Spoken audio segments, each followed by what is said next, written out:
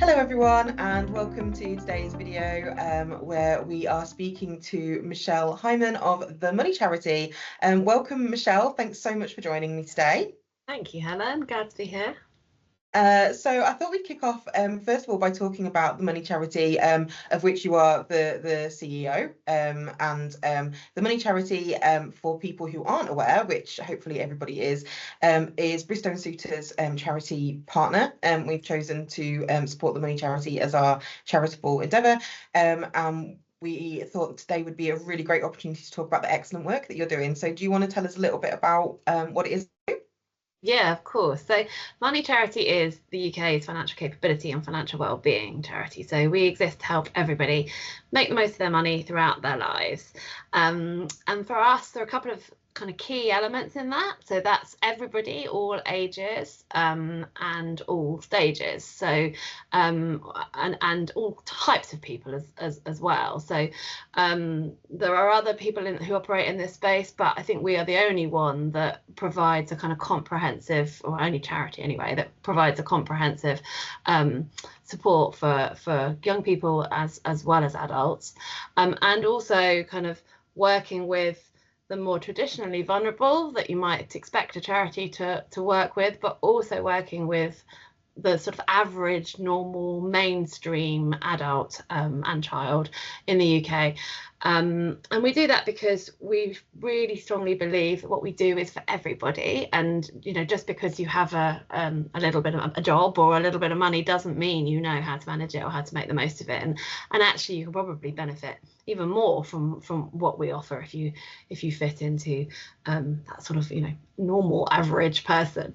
Although those people can be quite hard to reach, we do try. So yeah, and we try really hard to make what we do aspirational and positive and engaging. So we believe that managing money well can help you achieve your goals and your dreams and your aspirations in life, and that, you know, that doesn't have to be the kind of the holiday or the house deposit. That's lovely if money can help you achieve those things, but actually just peace of mind, you know, being able to afford to take your kids to the cinema on a Saturday or whatever it is that's kind of important to you. All of those things can be better achieved and probably better enjoyed if you've thought about how you're going to pay for them and got a plan to get there. So that's kind of, I suppose, the ethos and the USP behind what we do.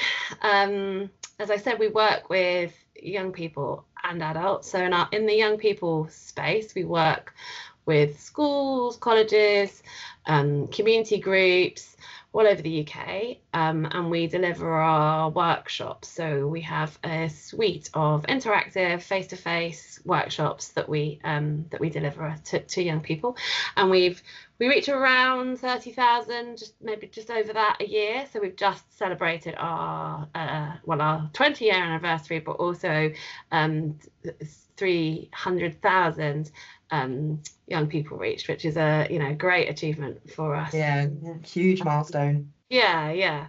I said 20-year, I meant 30. I'm muddling up my number. Our 30-year anniversary and our 300,000 young people reached. Yeah.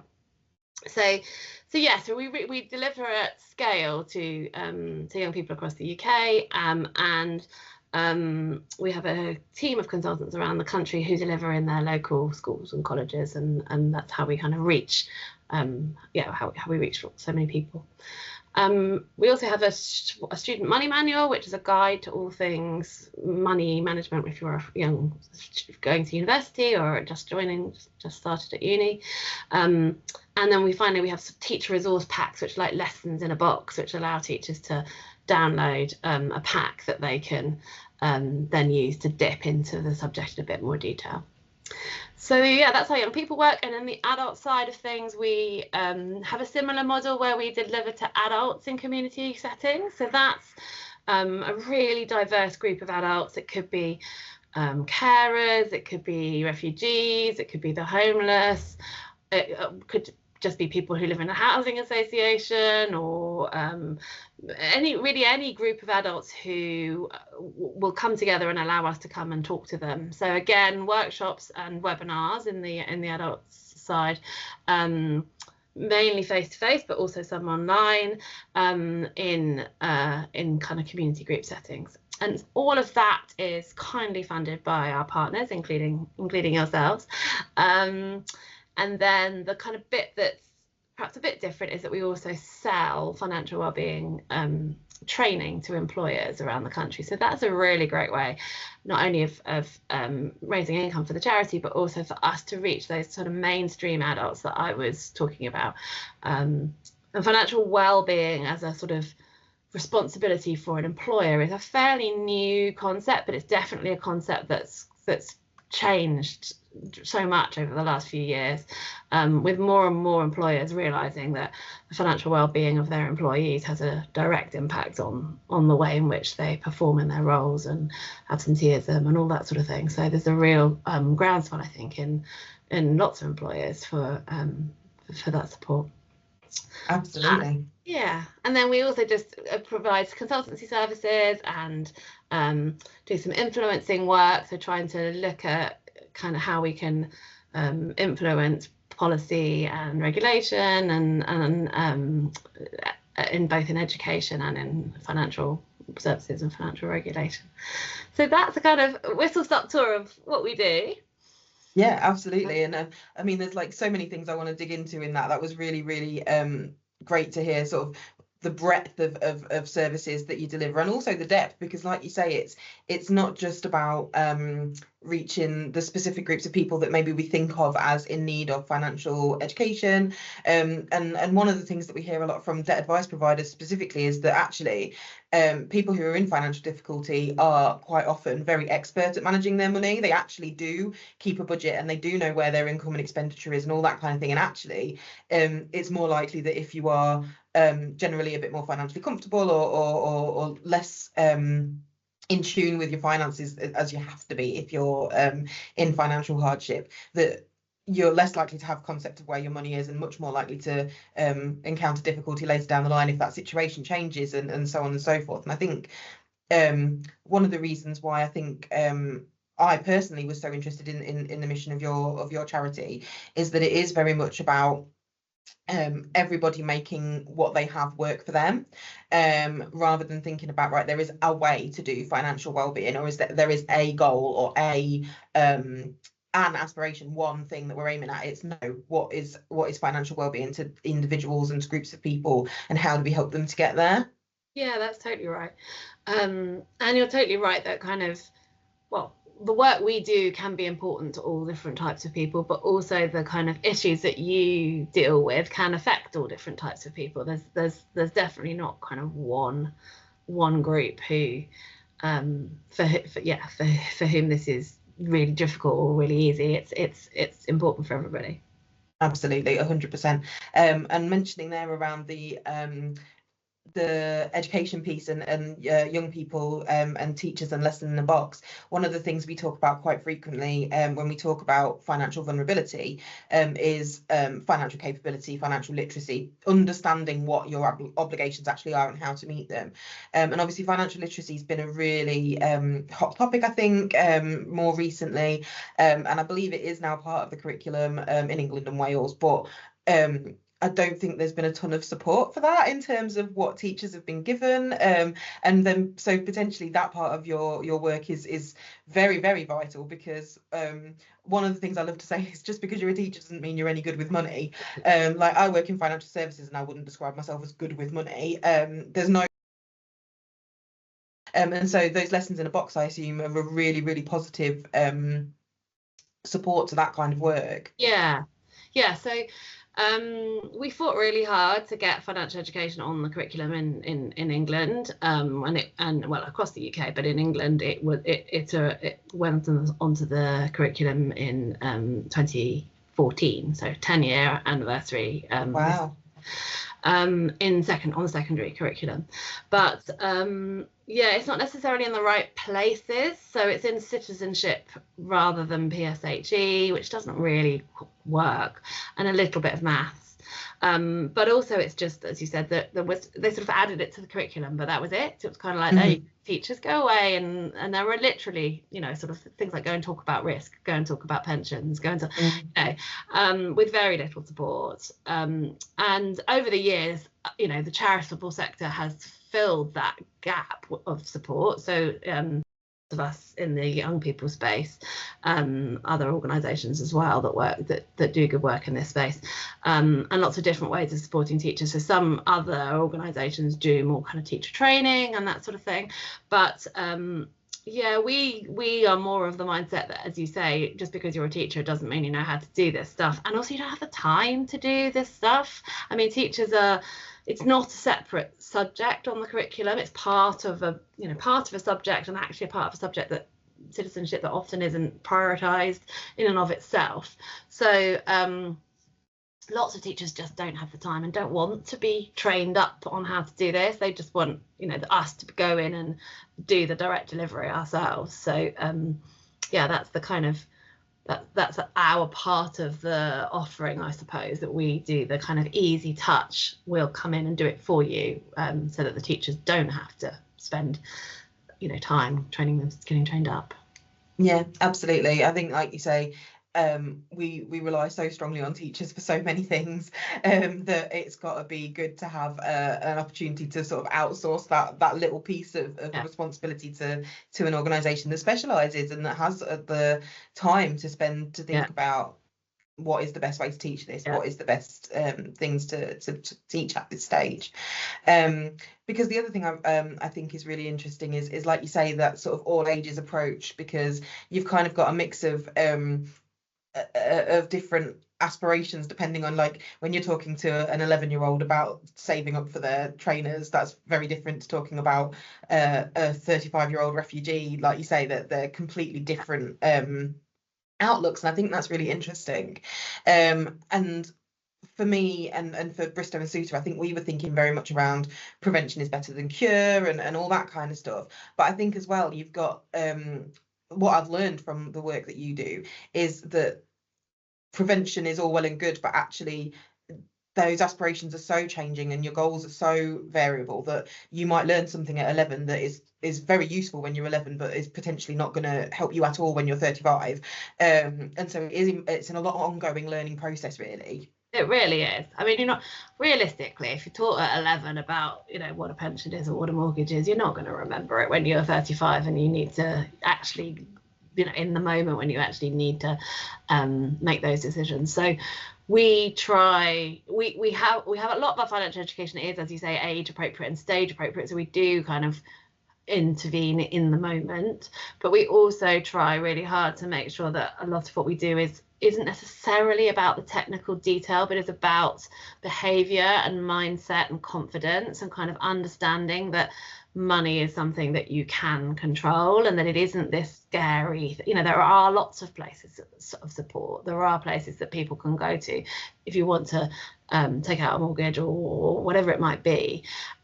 So partly, particularly with the younger people, children, I'm, from my perspective, I'm less bothered about, can you tell me the difference between a fixed rate and a variable rate, and can you kind of come away from one of our sessions knowing that money is an enabler in life and that it doesn't need to be scary. It's don't sort of throw your hands up and be like, I can't do maths, therefore I can't do money, and I don't, so trying to kind of influence mindset and that, I think, can then carry on through your life, and obviously you then sort of pop back in for more information as and when you need it in those moments.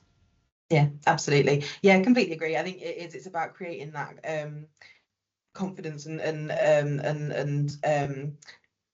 almost like being comfortable that just because you don't know something doesn't mean you can't find out or that you can't learn, sort of thing. So and it's okay to ask, and it's okay. Yeah, absolutely. Because there's the whole kind of money is the last taboo really in our society, and so we really, our kind of big push is just ask, just have those conversations with your family and friends or with others, seeking out kind of trusted information points.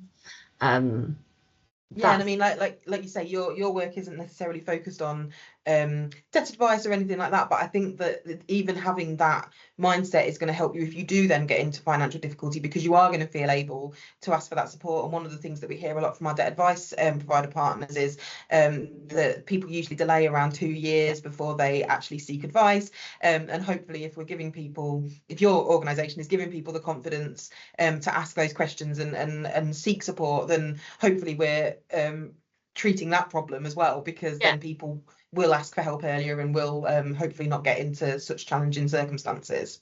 Yeah, we definitely do fit there. I mean, we don't do, as you say, we don't do debt advice.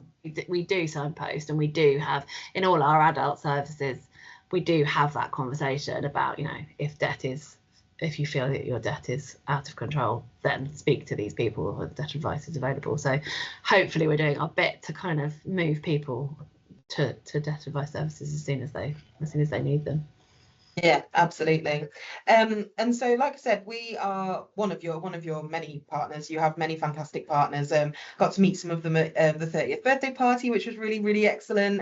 Really nice to meet with some of the other supporters, and then with also some of the actual coaches, the people who deliver the workshops, and people that I'd spoken to but never met, and all that kind of thing. It was a really good party, and there was a massive cake. It was wonderful.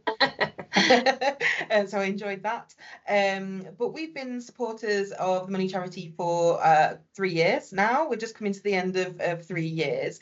And that was obviously massively important to us. We wanted to form a really meaningful charity partnership. So we didn't want to do sort of a throw money and disappear kind of thing. And so we spoke quite extensively before we signed up with you, signed an agreement with you about why it was important to us and all that kind of thing, because we did really want it to be an ongoing relationship, and I think that's sort of how it has developed, which has been brilliant.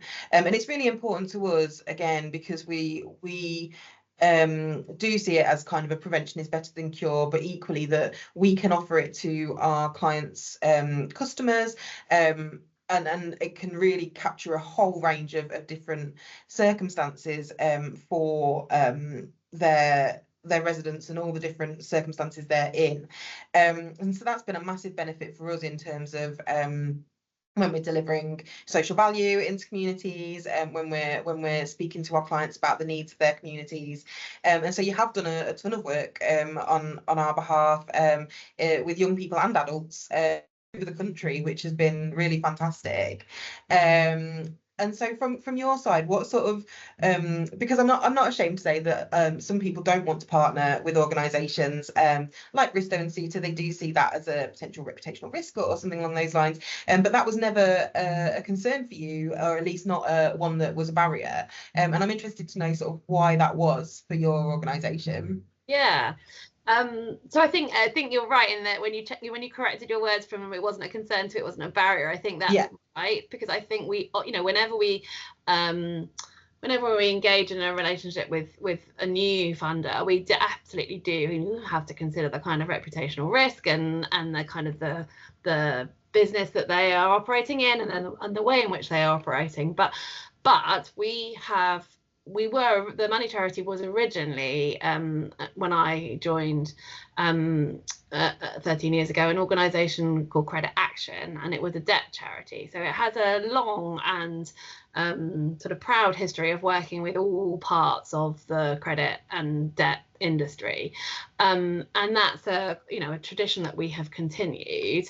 I think we feel quite strongly that it's important to work with everybody, and to, you know, all of those elements, even if there are parts of the chain that are, you know, don't get the best press in the world, they're still an important part of the chain and of the sort of financial services. And I think we think it's important to work with all of those, to work with everybody basically, rather than demonizing any particular sector. So we do, as a principle, kind of work with all, but also I think it's important to be kind of in the circle rather than outside throwing stones. And so part of the kind of conversations we had when we first joined were about, well, you know, can we also help to influence the way in which you guys work, and how open really were you about kind of meeting your CEO and coming to visit, and the kind of conversations that we had, and all of those things were all really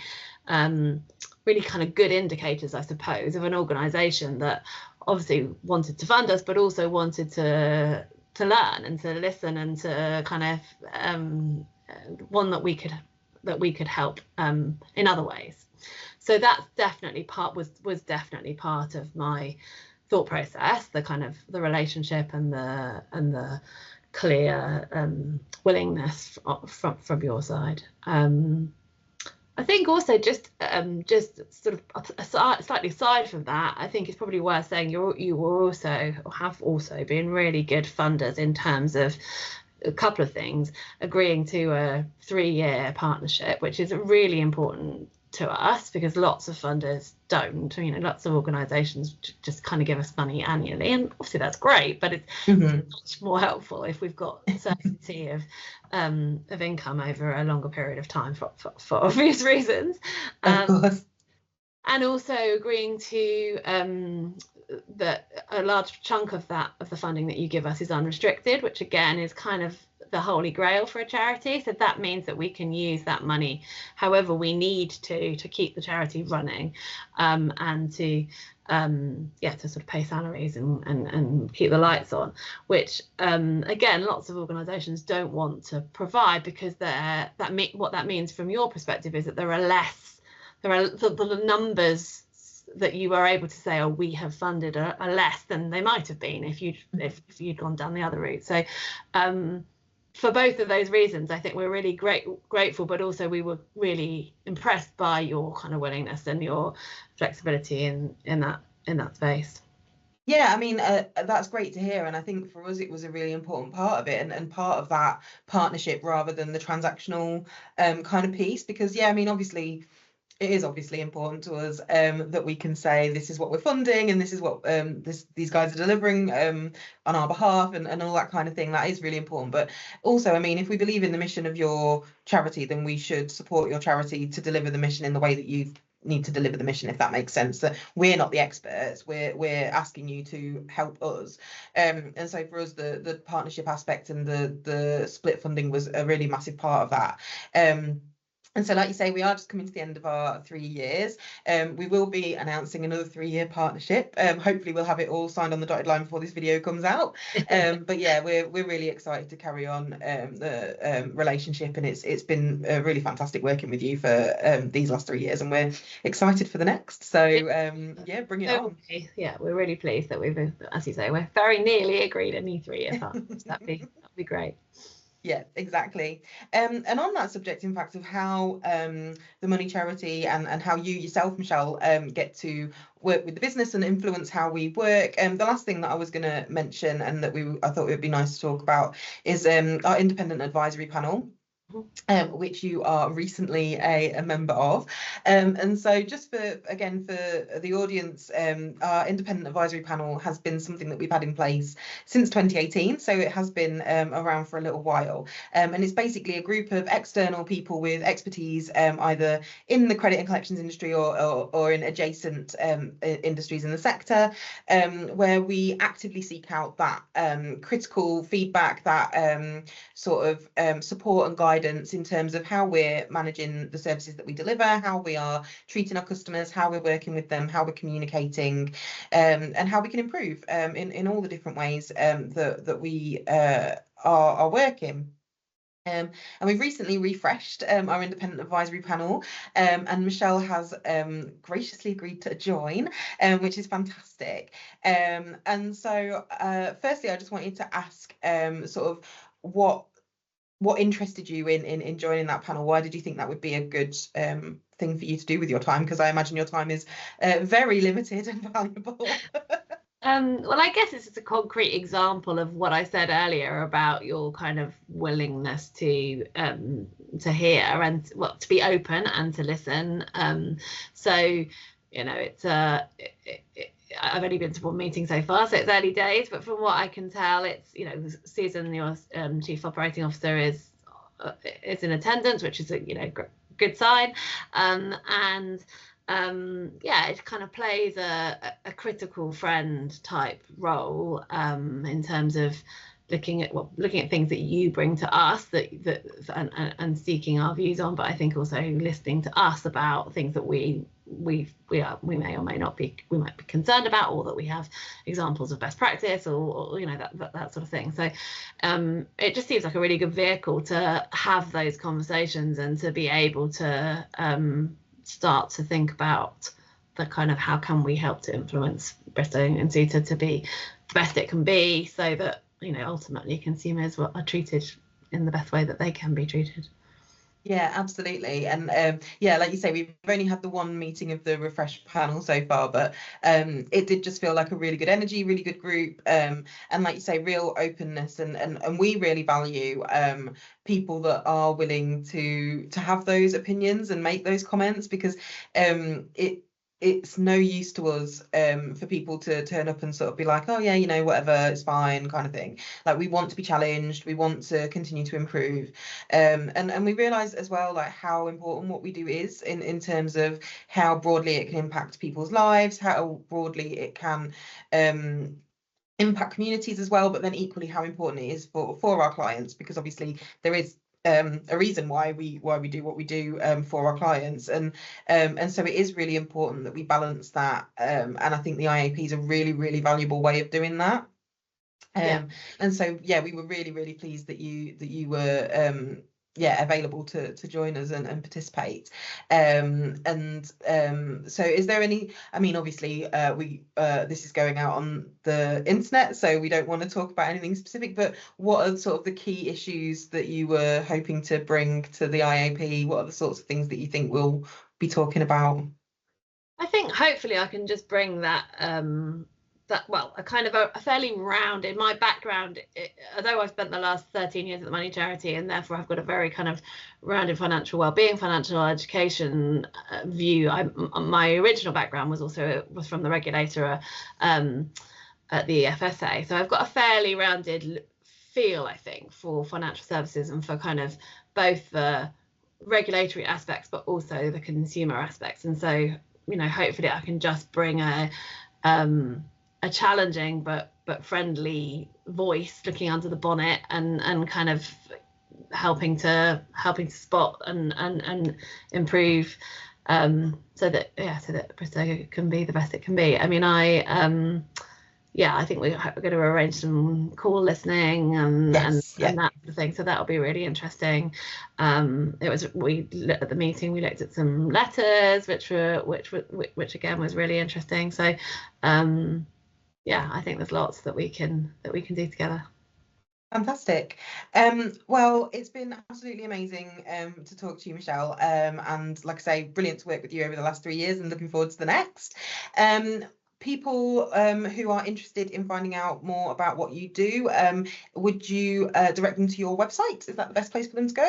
Yeah, our website, absolutely, which is themoneycharity.org.uk, or just email me at michelle@themoneycharity.org.uk. I'm very happy to pick up with anybody. Fantastic. It's been absolutely wonderful speaking to you, Michelle, and I hope you have a lovely rest of your day. Thank you, Helen. Lovely. Thanks everyone for watching. Bye bye.